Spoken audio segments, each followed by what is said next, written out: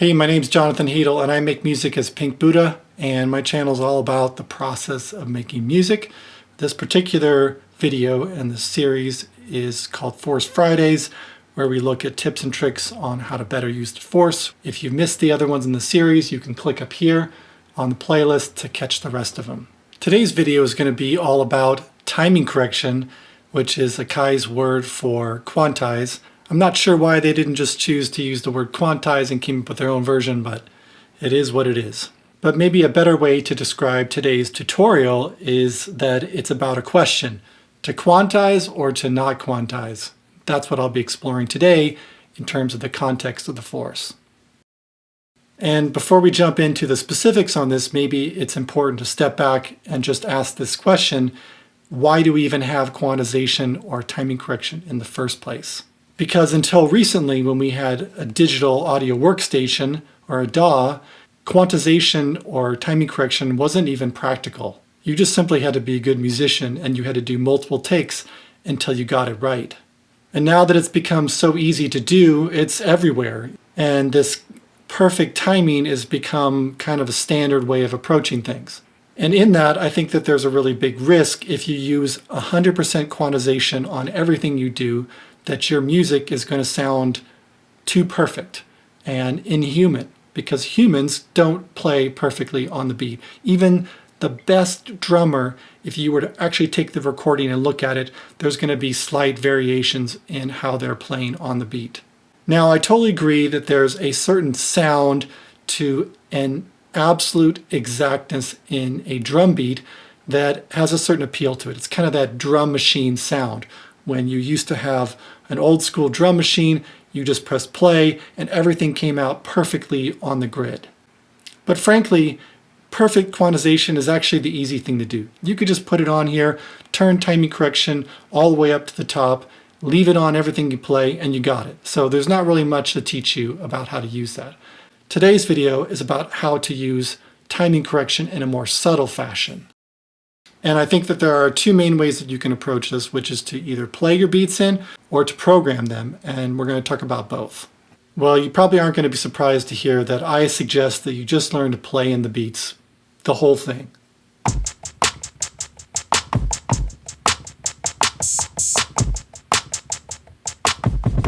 Yes, it's going to take a lot of practice and hard work to get there, but in the end, you'll be able to produce music so much faster because you can just play in the parts that you want to, and you'll start to develop your own style that's unique to you and the way that you play.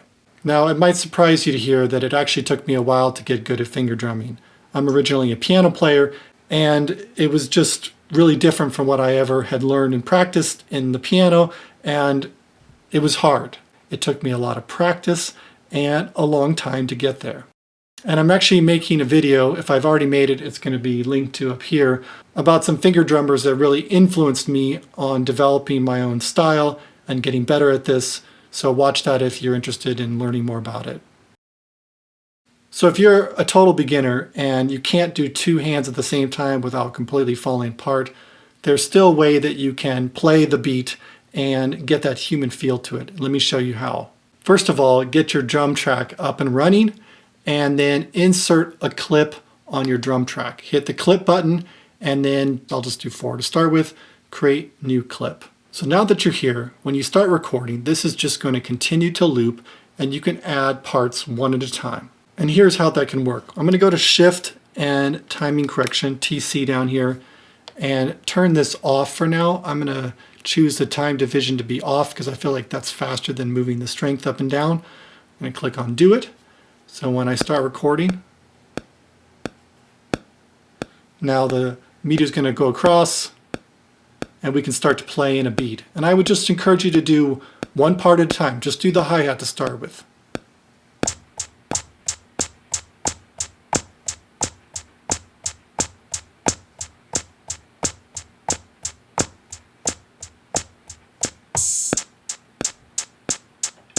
A little rough in the beginning, and then I got a little bit more accurate later on.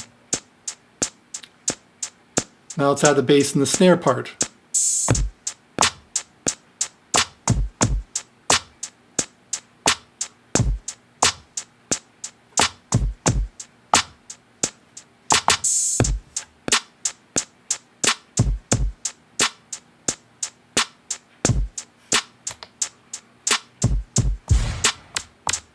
You can add other parts if you want to.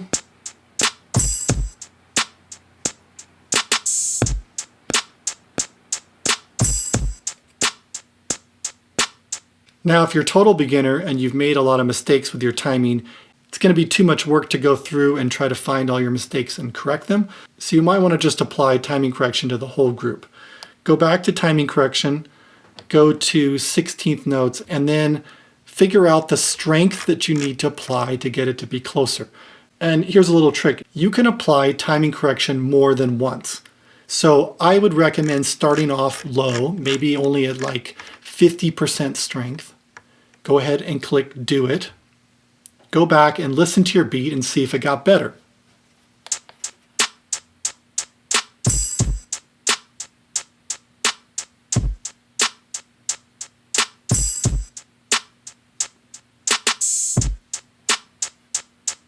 Okay, and if you want to make it a little tighter, you can just come back to timing correction again and tighten it up a little bit more until it gets the place that you want it to be.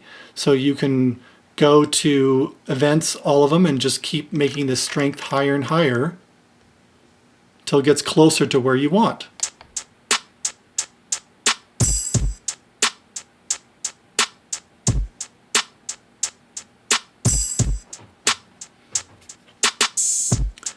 If you really want to check it, you can zoom in to see how close you're getting. A lot of these are super close to the beat, and they're not going to be perceptible to hear much of that difference. It's just going to sound pretty human instead of being really rigid.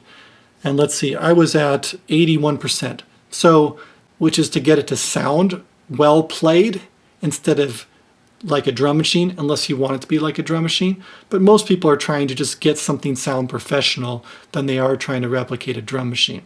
Now, if some of the notes that you played are still a little too far off the beat, let's say there was more inconsistency in there, and what I played, I was pretty close except for in the beginning, and let's go back and look at that. Especially this initial hi-hat hit is probably the one that's furthest off the beat. Here's what you can do about that. You go to Grid, you choose the selection tool, and you can grab just that one note.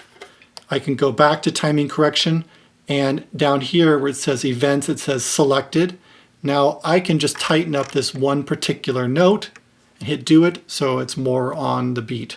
And so as you get better at playing in the beats and being more consistent in your timing, maybe you just come in here and apply on the timing correction something like 70 or 80%, and then just go and find any particular notes that are really far off, correct those ones rather than applying 100% quantization to everything and maybe ruining or taking out some of the human feel that is already in your performance. So again, if you're a beginner, try to play in your beats. Put a clip in there and play them in one at a time, one note at a time. I did a few between the bass and the snare. If that's too much, just do the bass, just do the snare, and then try to apply timing correction slowly until you can hear that it sounds pretty tight and it sounds professional. Now, if you're a bit more intermediate or advanced and you can play both hands at once or the whole entire part, or at least most of it, here's what I might recommend. I would get your clip up here and go to timing correction and then turn this off initially. Okay, then record in your beat.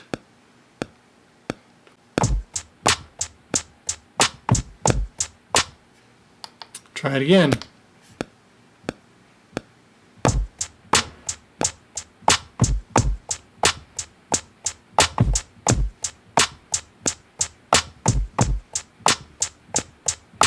So what you didn't see is I tried that about 4 or 5 times until I got this final version because I didn't like how it sounds, so I kept recording it.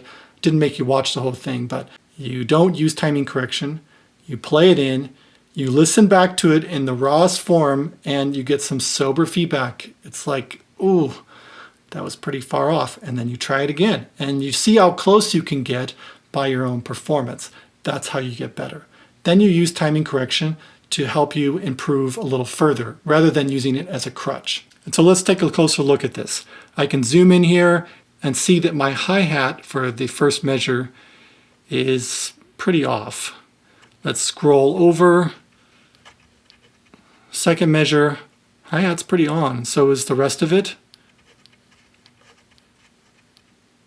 Third measure, pretty good as well. Fourth measure, I rushed a little bit. Let's hear how that sounds as a group.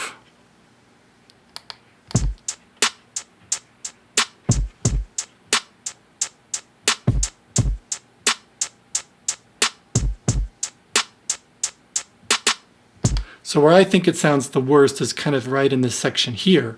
So what you can do is take this select tool and let's find, again, it's kind of right in this section right here. And I'm going to go to timing correction again, go to 16th note, and I'm going to take the strength just to like 50 to see if that's enough to push it up. Let's listen to it.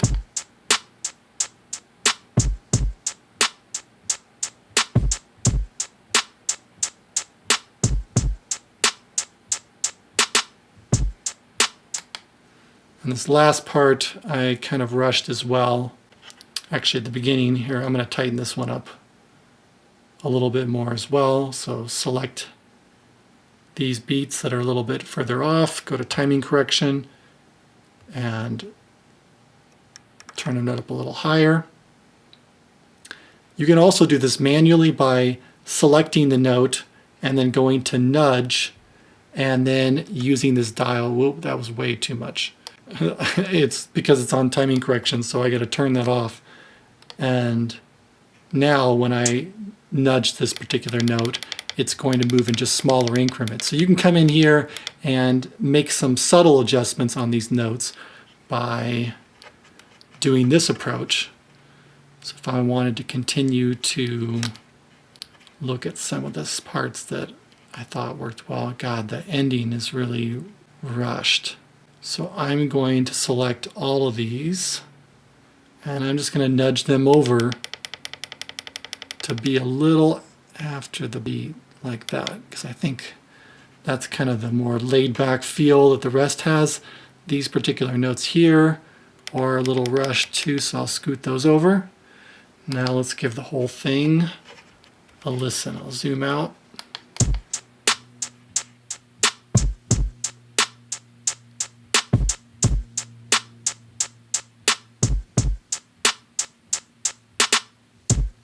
Ooh, those are really bad at the end there. Yeah, this one in particular. So select that note, and I'll just nudge it over until I get to kind of a right there.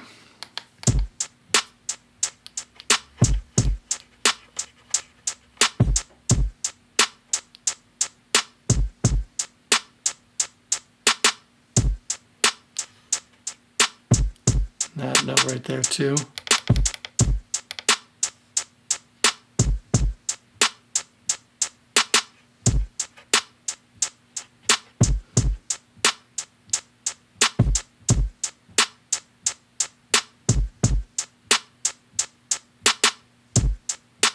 So now I happen to like things a little looser. If you still felt like that was a bit too loose, you could just go into timing correction again, go back to 16th notes, hit all, and then increase this strength until it kind of sounded to where you want it to be.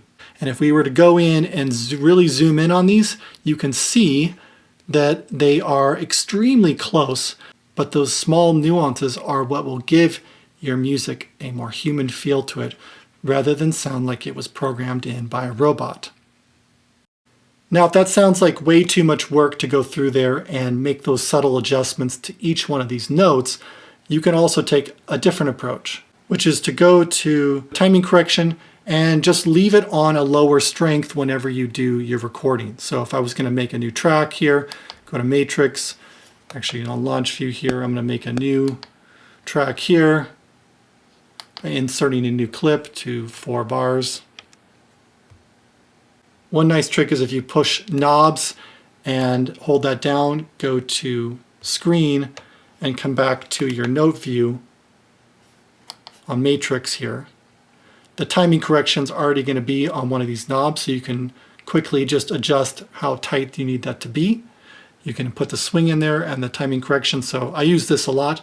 Again, how you get there is you got to be on matrix, not the clip, because that'll change it here. On matrix, have it on note, so you're playing the beats here, and then put the knobs on screen, and the timing correction can be altered right here. So on this section here, maybe I'm going to leave the timing correction at like 60% and go ahead and record my beat in.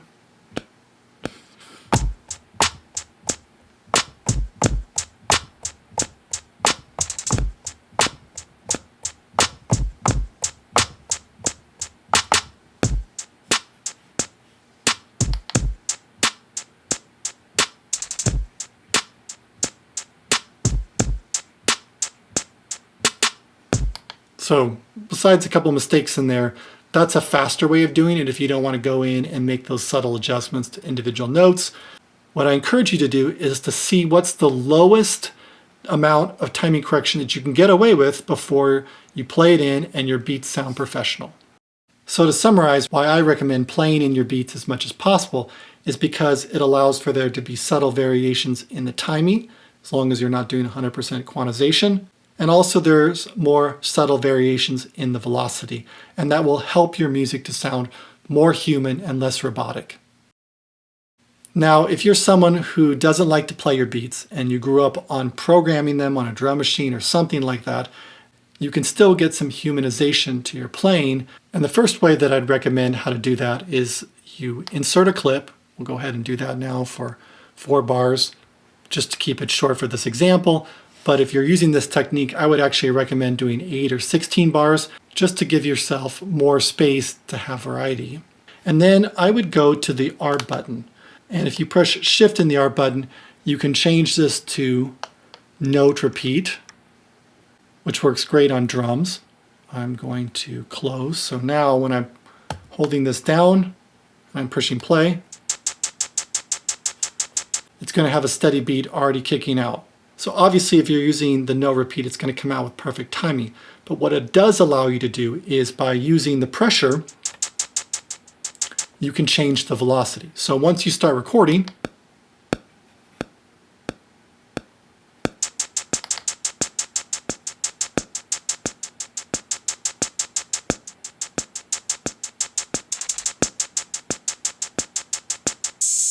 and if you go through and maybe put the step sequencer in here and start to do the bass drum beat, maybe our snare is going to be on 2 here.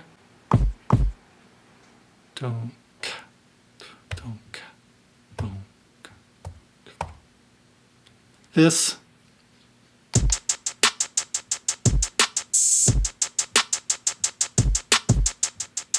Okay, so you program in your other parts. They're all rigid according to the grid. So now that you have this recorded in, what we can do is go to the clip view and click on edit up in this upper right hand corner. And you see here it says Humanize. Let's click on that for a second. Now ironically, Humanize is like a reverse engineering of what we just talked about before, playing in your beats and then trying to tighten them up. This is about programming them in very tight and then loosening them up. So in this Humanize section, you have a number of different options. You have the ability to humanize the timing, and it gives you an amount here. I love their words here. It says a very small amount, practically mechanical, or a small amount, very human, less than a 64th note, a bit more, and then it starts getting really sloppy. I don't even know why you would ever want it to be up at that greater degree, but if we go here to where it's a very small amount and very human, then you have the ability to determine if you want it to be eager, often ahead of the beat, or if you want it to be a little bit more laid back and a little sloppy. Just generally sloppy. I like how it says right there. So if you add this in, and I hit do it, we come back here and we zoom in at some of these notes, you'll start to see that they're slightly off the beat. The other thing that you can do with Humanize is that you can scroll down and you can humanize the note length, which is more relevant for melodic instruments than with drum instruments. But you can also do the velocity as well if you want there to be variation in how those are hit. If you've used the no repeat, that's not going to be really necessary because you're going to introduce some of those velocity there. But for the bass drum, all of those were 100% velocity. So I might introduce some variation in the strength of this for how much I want to do that way. And now if I go look at the velocity scaling, there's some greater differences with regard to the velocity, although not very much because I did a pretty subtle amount. And you can come back in here and keep applying Humanize. I would definitely recommend going a bit slower than a bit more dramatic to kind of ease into where you want it to be. But you can apply that over and over again in subtle amounts until you get it to be the sound that you want. So to summarize, again, I would strongly encourage you to work on the craft of playing in your beats to get better at them. Even if it's just one note at a time, you can work on your timing that way.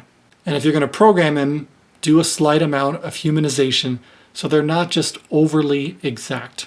Because in a world where so many people are making music and it's super easy to have perfect performances, that's not going to be a way to stand out. And so give it a try. Nudge some of your notes off the beat a little bit, try some more humanization, and start to consider that timing can be part of your unique sound instead of just having everything be on the grid.